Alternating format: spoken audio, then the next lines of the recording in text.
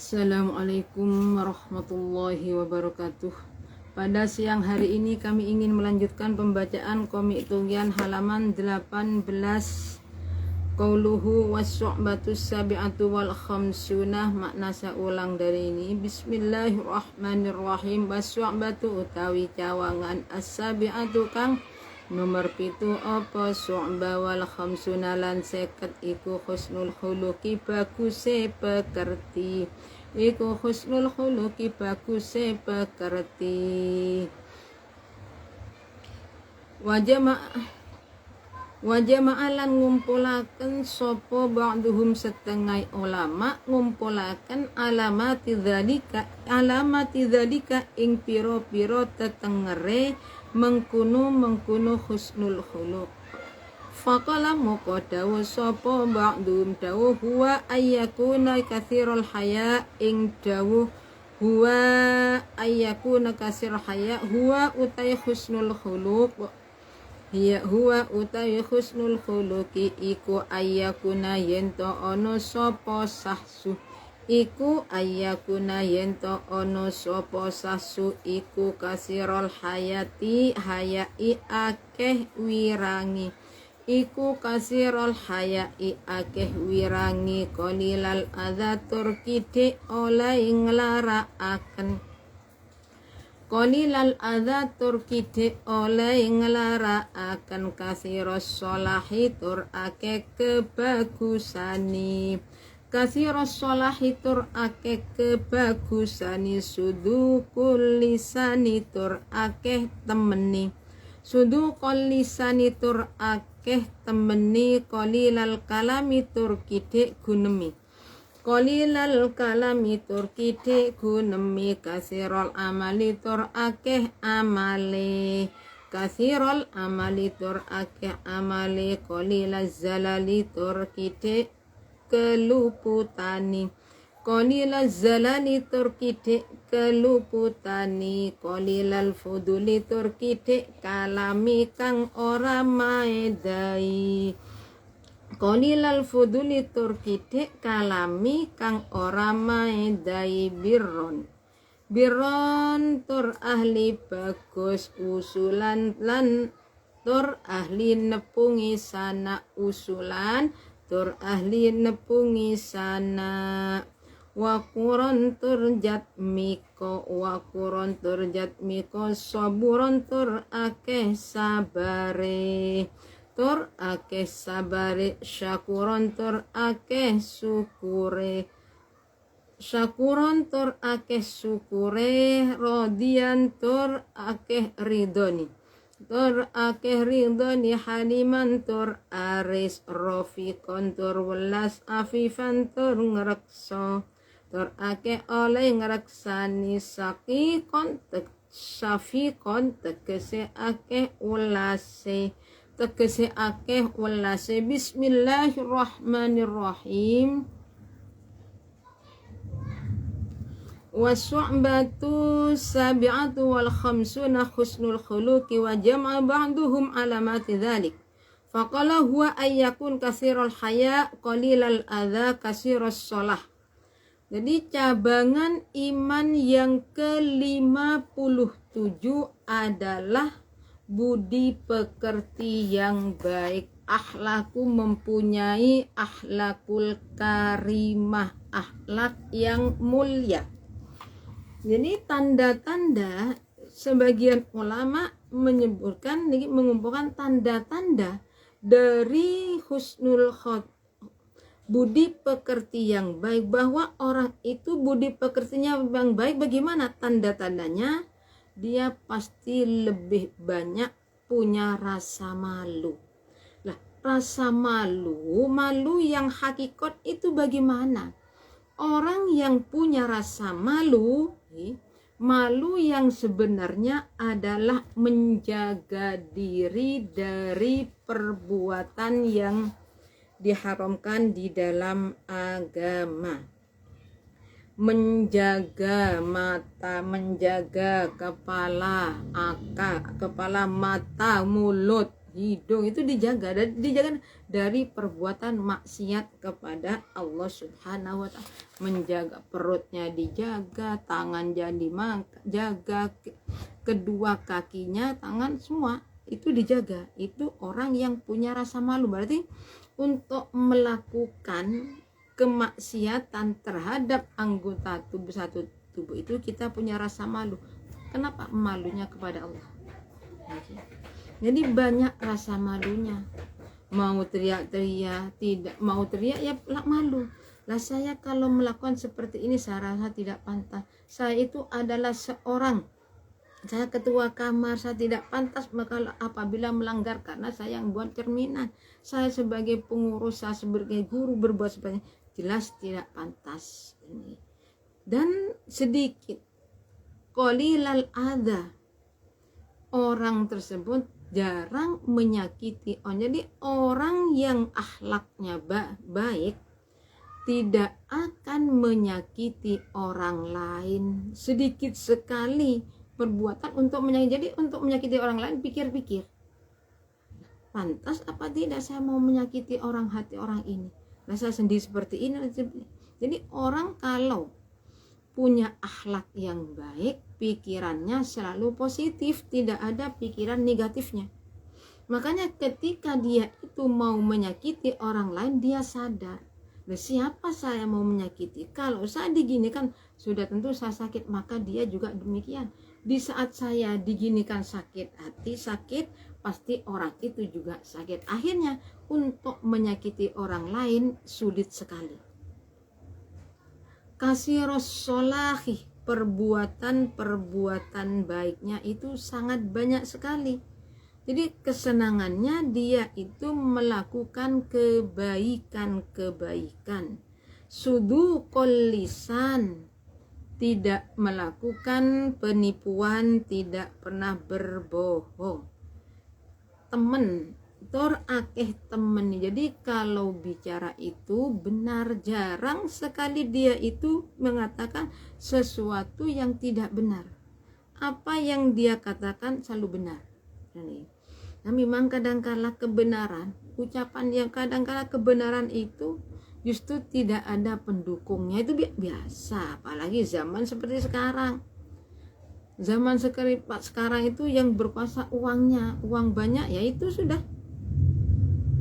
Jadi untuk bicara yang benar itu sulit. Kenapa? Karena kadangkala kita itu bercerita menceritakan seorang seperti selebritis. Nah, kita tidak tahu kita menceritakan. Kemudian ingin baik ceritanya itu ditambah-tambahi sendiri, dikarang sendiri. Itu namanya gimana? Namanya itu berbohong. Qalilal kalami, tidak banyak bicara. Dia mau bicara apabila pembicaraannya itu membawa faedah. Apabila tidak, dia akan lebih banyak diamnya. Jadi sebaiknya kita itu jangan terlalu banyak bicara. Banyak bicara, banyak salahnya. Banyak bicara, banyak berbohongnya. Kasirul amal, amalnya banyak. Amal itu tinggal gini, kun kal yaden walatakun kal udunin. Jadilah kamu sebagaimana kedua tangan, dan janganlah kamu menjadi orang sebagaimana kedua telinga. Gimana telinga nggak pernah tidak pernah akor, tidak pernah saling tolong menolong. Yang saling tolong menolong itu apa? Tangan sering menolong. Ada orang kesibukan kita memasaknya, itu menolong namanya. Jadi masalah di sini banyak amalnya itu artinya amal baiknya banyak. Jadi yang dipikirkan cuma kepentingan akhiratnya. Masalah keduniaannya itu nanti di nomor 3 kan. Qalilaz zalali, kesalahannya sedikit, kesalahannya bukan setiap hari, setiap saat selalu salah, tidak. Dia akan memperkecil, menyedikitkan kesalahannya. Usaha seperti ini masih salah. Nanti bisanya orang itu sedikit kesalahannya apabila dia itu bisa berpikir tentang diri sendiri. Untuk menyadarkan diri sendiri ya harus kita itu jangan banyak kesalahannya, sedikit mensalahgunakan karena dia berkuasa, dia ya ini salah alamat, salah banyak kesalahannya.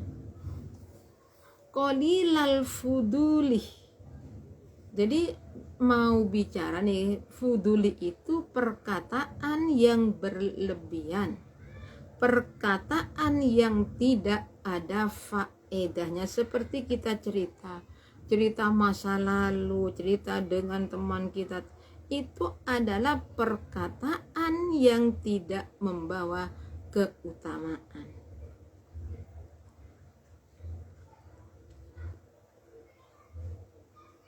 Birron usulan, jadi dia itu termasuk ahli di dalam berbuat baik, senang silaturahmi.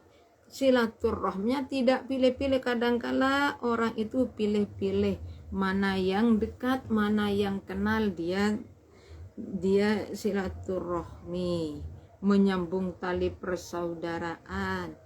Tapi sedangkan orang yang atau saudaranya sih kadangkala lebih jauh. Kenapa? Ya di sini letaknya, kurang akal sehatnya, kurang berpikirnya. Yang dipikirkan yang penting orang itu baik, itu saudara saya. Saudara tidak baik, itu bukan saudara saya, aneh. Birron usulan wa quran turjat miko, bismillahirrahmanirrahim. Wa quran turjat miko wa saburon tur ake sabare.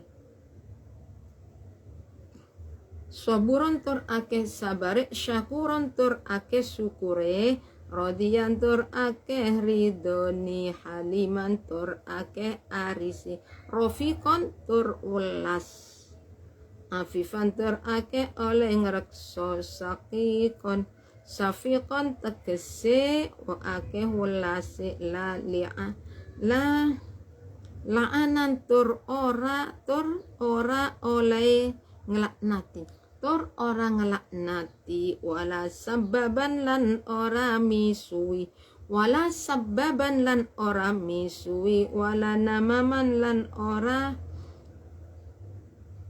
adu-adu lan ora ake oleh adu-adu.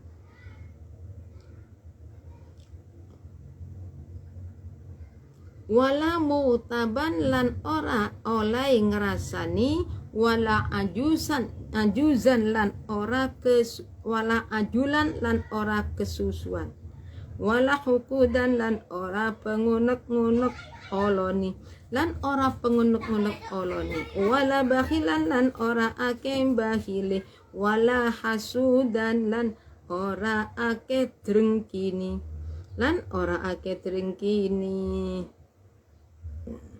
Basyasan tur acere peraupani, basyasan tur acer peraupani, hasyasan tegese akeh acere peraupani, tegese acer peraupani. Yuhibbu demen sopo sahsu fillahi krono Allah, wayab wadulan bendu sopo sahsu fillahi krono Allah, wayarudhalan ridho sopo Allah fillahi krono Allah, wayab wadu lan wayab wadu tegese muring sopo sah fillahi krono Allah, fillahi krono Allah. Bismillahirrahmanirrahim. Jadi termasuk tanda-tanda kalau orang itu akhlaknya baik adalah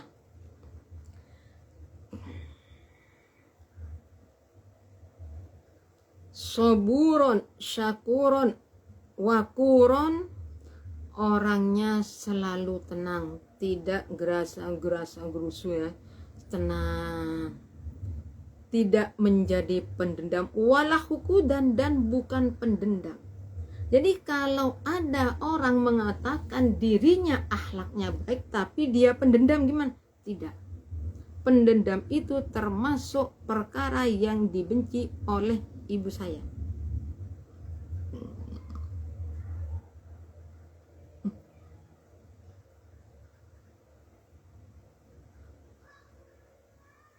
Keliru ini ada keliru. Walah hakuna. Jadi pendendam itu sangatlah tidak baik. Jangan sampai kita itu menjadi orang yang Rasul tidak pernah dendam. Rasul itu tidak pernah dendam sekalipun terhadap hayawan, nggak pernah. Apakah ada hayawan yang menyakiti Rasulullah? Coba ada kira-kira hayawan yang pernah mengecewakan Rasulullah? Bahkan Rasulullah itu sampai terluka gara-gara hayawan itu. Ada ya? Ada. Isinya apa? Cicak. Pada waktu pertama kali agama Islam, Rasulullah pada waktu itu bersembunyi di dalam gua ketika mau pergi dari Mekah untuk ke Madinah melakukan hijrah. Jadi Rasulullah, nah pada waktu itu kan Rasulullah selalu dijaga oleh orang kafir. Akhirnya satu malam Rasulullah menyuruh Sayyidina Ali, dalamnya Rasulullah dikepung oleh orang-orang kafir. Akhirnya Rasulullah itu menyuruh Sayyidina Ali untuk mengganti tempat tidurnya. Nah, setiap kali orang ke-9 masih ada, tidak keluar. Padahal Rasulullah itu sudah keluar. Nah, ketika Rasul keluar itu Allah memerintahkan ke Rasul agar melempar dengan pasir, tapi ada doanya. Nah, setelah itu Rasulullah kan bersembunyi, dicari di suatu tempat pada sebuah gua, ada gua. Tapi gua itu di pinggir gua ada burung merpati yang anggrem, sedangkan di lubang gua itu ada laba-labanya. Akhirnya orang kafir itu nggak mungkin. Kalau orang masuk pasti nggak mungkin ada laba-laba, tidak mungkin ada burung merpati yang akan anggrem di sini, nggak mungkin bertelur di sini. Tapi di saat orang-orang kafir mau kembali, ada suara cicak berbunyi dari dalam. Akhirnya orang kafir kembali langsung menjatuhkan batu ke dalam. Dan di sana ada Rasulullah. Makanya hayal yang kurang ajar, cicak itu tidak baik, itu yang pernah menyakiti Rasulullah. Jadi memberitahu kepada orang kafir bahwa di dalamnya ada orang. Untuk itu kita, tapi Rasul apa dendam? Tidak. Rasul tidak pernah punya rasa dendam. Rasul pernah merasa sangat terpukul kapan? Ketika Sayyidina Hamzah meninggal dunia. Karena meninggalnya Sayyidina Hamzah itu sangatlah menyedihkan. Kenapa? Hatinya diambil oleh orang yang bernama Hindun, dimakan. Karena dia itu dendam pada waktu keluarganya itu mati dalam perang Badar. Jadi ketika perang Uhud, akhirnya keluarga Umayyah itu mencari orang, akhirnya namanya Habsi ya, Wahsi itu pemanah yang sangat ulung. Akhirnya dia cuma diberi tugas, nanti kalau bisa membunuh Sayyidina Hamzah, saya bebaskan. Nah, namanya budak ingin bebas, mau. Akhirnya Sayyidina Hamzah meninggal, dan ketika selesai peperangan, yang namanya Hindun itu langsung membelah dada Sayyidina Hamzah. Di saat Rasulullah menemukan jasad pamannya yang dadanya sudah terbelah, gimana? Rasulullah sedih sekali, sehingga Rasulullah itu punya rencana ingin ini, tapi nggak sampai terjadi, ingin membalasnya. Cuma langsung Allah negur, jangan seperti itu. Nah, ini Rasulullah nggak pernah dendam, nggak pernah Rasulullah itu. Beda dengan kita, sedikit-sedikit merasa sakit hati ingin dendam. Saya tidak bisa balas, saya itu sebenarnya di saat punya kesempatan dendam. Nah, ini wala syakuron soburon, tenang, soburon banyak keliru yang anjuran wakuron soburon belum. Jadi wakuron soburon sabar, penyabar, orangnya penyabar, syakuron berahli bersyukur. Lah, bersyukur itu gimana? Ketika kita bersyukur, kalau kita mensyukuri akal, berarti akal kita itu digunakan pada perkara yang baik. Kita mensyukuri dengan adanya tangan kita digunakan pada perkara yang baik. Kita bersyukur atas rizki digunakan perkara yang bermanfaat. Itu namanya bersyukur. Banyak bersyukurnya daripada mengeluhnya. Rodian, banyak ridho. Artinya gimana? Ada orang pinjam, siapa saja pinjam, ikhlas. Bagaimanapun karena orang diridhoi, diikhlaskan. Seumpama ada orang ini punya hutang, tidak bisa bayar, diikhlaskan. Jadi Rasulullah ini termasuk tanda-tanda orang itu baik akhlaknya adalah dia mudah mengikhlaskan. Haliman, orangnya termasuk lapang dada. Rodian, haliman, itu sama. Rodian itu senang selalu meridhoi apa saja yang dipinjam. Seumpama ada orang pinjam barangnya tanpa izin, dia mengikhlaskan, ya terserah, itu miliknya Allah. Haliman, lapang dada. Ini orang yang lapang dada, ya rodian, rofikon. Dengan adanya lapang dada, ada lapang dada sekalipun kita disakiti oleh orang lain, diapakan saja dia lapang dada, dia terima, tidak merasa sakit hati, tidak merasa dendam, karena dia lapang dada. Lapang dada itu penting agar kita itu menjadi orang tidak sembrono.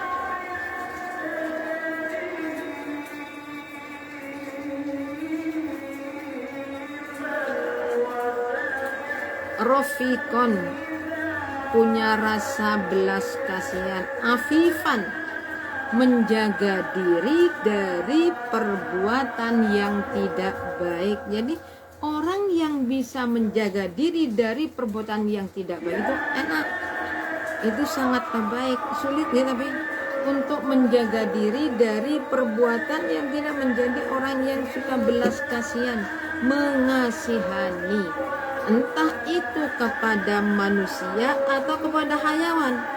Orang yang benar-benar punya rasa belas kasihan pada hayawan pun dia tidak akan menyakiti.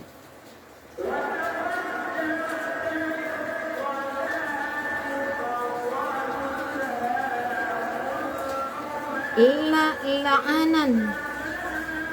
la'anan walas baban, tidak menjadi orang yang selalu mendoakan tidak baik. Oh, semoga kamu tidak punya, semoga kamu ilmunya tidak manfaat, semoga kamu jadi miskin. Itu nggak pernah. Janganlah, orang yang akhlaknya baik tidak akan seperti itu. Dia tidak akan mendoakan tidak baik kepada orang lain. Tidak menjadi orang yang tidak senang menjadi orang misu, sedikit-sedikit misu matamu. Itu baik, tidak baik.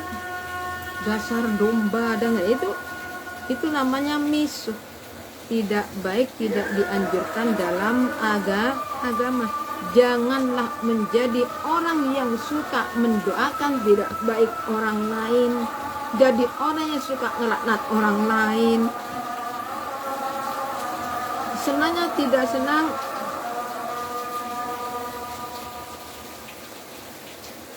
tidak pernah misui, sedikit misu, mengadu domba. Orang kalau memang akhlaknya baik, dia itu tidak akan pernah yang namanya mengadu domba. Mengadu domba itu tidak baik. Ini dia larang di dalam agama Islam. Janganlah menjadi orang yang suka mengadu domba, wala mungtaban. Tidak banyak ngerasani membicarakan orang lain sedikit. Jadi tidak mau menjadi orang yang suka ngerasani orang, suka membicarakan orang lain itu tanda-tanda bahwa orang itu akhlaknya baik. Wala ajulan, tidak tergesa-gesa, apalagi di dalam memutuskan suatu masalah. Nah, ketika jangan sekali-kali kita itu memutuskan suatu masalah tanpa dipikir panjang. Pikirkan terlebih dahulu, kalau itu jalan yang terbaik, laksanakan.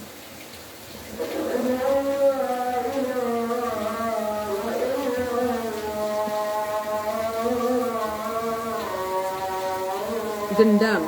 Jadi melakukan sesuatu ya tenang, ya jangan terlalu tenang. Nanti ini kita rombongan sudah mau berangkat, tenang ya, bukan itu tenang salah.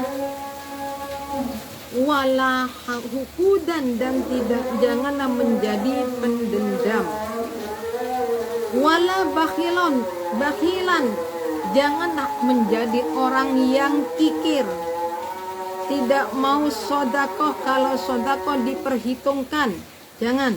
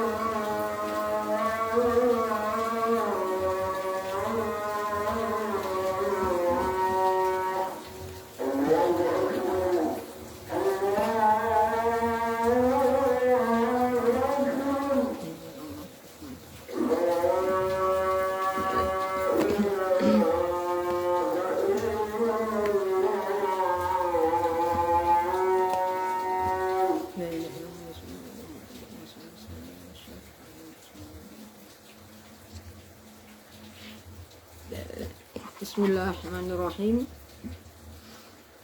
Jadi wala hasudan, tidak akan punya rasa hasud. Al hasudu la yasud, orang yang hasud itu tidak akan pernah menjadi orang yang mulia. Janganlah menjadi orang yang hasud, itu tidak baik. Jangan bakhil, basyasan, jadilah orang yang murah senyum. Ajari orang yang murah senyum, bertemu dengan orang. Kadang-kadang ada orang, saya bertemu sama cucu, masya Allah, nggak ada guraunya, isinya selalu tegang. Jangan. Murah senyum itu baik, senyum itu termasuk sodako. Senyum sodako. Bismillahirrahmanirrahim. Yuhibbu fillah wa yabghadu fillah wa yardha fillah wa yabghadu fillah wa yaghdabu fillah.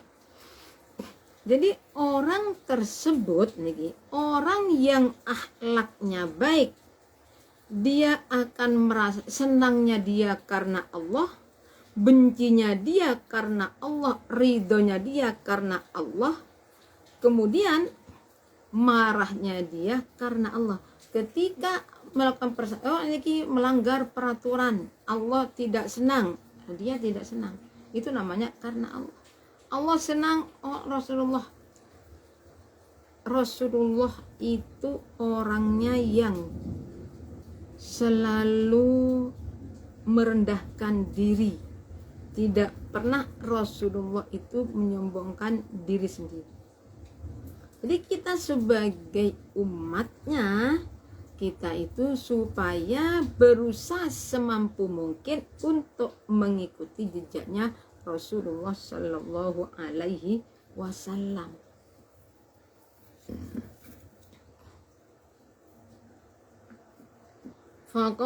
Jadi dia marah senang karena Allah, marah karena Allah, membenci benci karena Allah, ridho karena Allah, marah karena Allah, semua itu disangkut pautkan karena Allah.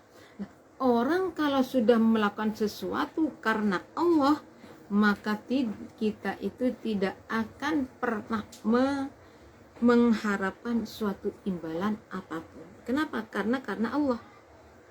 Bismillahirrahmanirrahim. Wa qaulun nazim, dari kami cukup sekian. Apabila ada kurang lebihnya kami mohon maaf yang sebesar-besarnya. Akhirul kalam, assalamualaikum warahmatullahi wabarakatuh.